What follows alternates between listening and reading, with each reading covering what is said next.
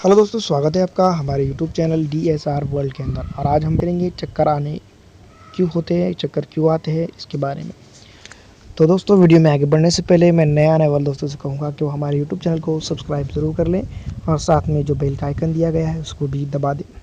चक्कर आना एक तरह से देखा जाए तो हम सभी जानते हैं कि कमज़ोरी की निशानी होती है, लेकिन इसके अलावा भी बहुत सारी ऐसी चीज़ें होती है जिसकी वजह से चक्कर आते हैं। बहुत दफ़ा देखा ये गया है कि सर्दी की वजह से भी चक्कर आते हैं और हेडेक माइग्रेन की वजह से भी चक्कर आते हैं। लेकिन मोस्टली जो चक्कर सर्दी और माइग्रेन की वजह से आते हैं, तो वो एक तरह से देखा जाए तो एक इंडिकेशन होता है हमें कि बॉडी के अंदर कुछ तो भी ऐसा हो रहा है जो बहुत ज़्यादा गलत है और उसको जो है तो सामान्य शरीर बर्दाश्त नहीं कर पा रहा है। अब चक्कर जब आते हैं तो अगर 2 किस्म के चक्कर आते हैं, जैसा कि एक हंडा अगर हम भरते हैं, हंडा पानी का जो हंडा होता है उसको हम आधा भर देते हैं और सिर के ऊपर रखते हैं, जब चलते हैं तो वो हलता है। तो उस तरह के अगर कभी चक्कर आ रहे हैं तो ये पीले के चक्कर हो सकते हैं।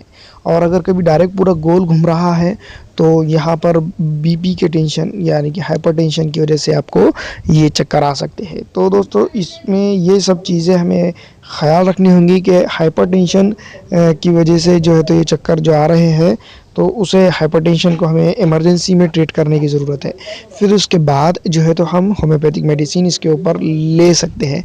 लेकिन कुछ चीज़ों में कभी-कभी ये होता है कि हम आँखें बंद करते हैं तो सनाने होते हैं और आँखें के आसपास जो है तो चक्कर का जैसा महसूस होता है, तो वो चक्कर जो होते हैं वो अलग तरह के चक्कर होते हैं। वो बीपी के भी हो सकते हैं, एसिडिटी की भी हो सकते हैं, तो उसको डायग्नोस करना उस वक्त ही ज़रूरी होता है। दूसरा, अगर कभी हमें जैसे हम हाथ लगा रहे हैं सर को और चक्कर आ रहे हैं, आँखें बंद करके रह रहा है, तो ज़्यादातर ऐसे चक्कर जो है तो माइग्रेन की वजह से होते हैं। और अक्यूट कंडीशन में अगर कभी हमें ये चक्कर आ रहे हैं तो कोई बात नहीं, हम अक्यूट ट्रीटमेंट उसका ले सकते हैं एलोपैथिक से और उसको हम ख़त्म कर सकते हैं। लेकिन बार-बार हमें माइग्रेन हो रहा है और बार-बार हमें चक्कर आ रहे हैं और पूरी दुनिया जो है तो हमारे नज़रों के सामने घूम रही है, तो तब हमें ये करना होगा कि हमें फ़ौरन पहले तो एलोपैथिक ट्रीटमेंट ले लेनी चाहिए। फिर उसके बाद जब स्टेबल हो जाने के बाद हमें डॉक्टर से जो हमें सिम्पटम्स याद रहेंगे उसके हिसाब से जो है तो होम्योपैथिक का केस टेकिंग करके उसके ऊपर जो है तो ट्रीटमेंट लेने की ज़रूरत है। अब माइग्रेन के ऊपर दोस्तों मैं आपको बता दूं कि होम्योपैथी के अंदर बहुत सारी मेडिसिन्स हैं और जो है तो केस टेकिंग के हिसाब से ये आती है। बहुत सारी जगह पर देखा गया है कि 12 टिश्यू रेमेडीज़ इसके ऊपर बहुत ही बढ़िया तरीके से काम करती है। मैक्सफोस, सोडियम क्लोराइड और कैलकेरिया कार्प ऐसी मेडिसिन इसके ऊपर बहुत ही बढ़िया तरीके से काम करती है। लेकिन बहुत सारी जगहों पर नागस्वामी का डल का मारा भी जो है तो किया इस्तेमाल होती है। और बहुत सारी जगह पर इक्विलिब्रियम जो कान के अंदर हमारा बैलेंस होता है वो अप डाउन होने की वजह से भी हमें चक्कर आ सकते हैं, तो इसको टिनिटस कहते हैं दोस्तों। लेकिन टिनिटस जो है तो मैं आपको पहले ही बता चुका हूँ कि सर्दी में ये जो है तो होता है। तो इन सब चीज़ों का ख्याल रखें।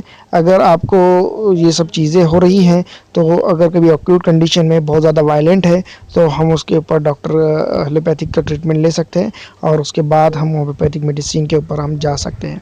वैसे अगर आपको बार-बार क्रोनिक तरीके से ये हो रहा है और आपको ट्रीटमेंट लेने के बाद भी नहीं हो रहा है, तो डिस्क्रिप्शन में हमने हमारा नंबर दे दिया है, आप उसके ऊपर से हमें कॉन्टैक्ट करके आपका केस टेकिंग करा सकते हैं और हमसे ट्रीटमेंट ले सकते हैं। आपकी मर्ज़ी से कोई भी मेडिसिन ना लें। अगर आपको कोई होम्योपैथ उधर मिलता है तो आप उससे भी ले सकते हैं, लेकिन हो सके तो हमसे मेडिसिन ले लें।